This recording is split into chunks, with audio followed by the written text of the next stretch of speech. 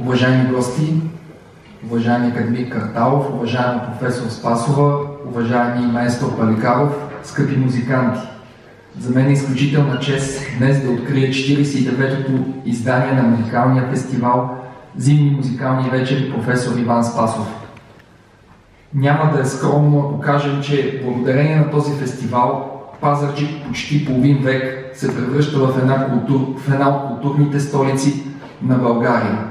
Тази година фестивалът е особен за нас, защото честваме 90-та годишнина от рождението на неговия създател, професор Иван Спасов, който е оставил своя отпечатък не само върху българската класическа музика, но и върху световната такава. Сигурен съм, че всички ние, гостите на фестивала, ще се насладим през следващите 4 дни на прекрасните изпълнения на тези музиканти от диригентската палка на професор Паликаров и на други именити диригенти като него. Така че наслаждавайте се и успех на музикалните вечери!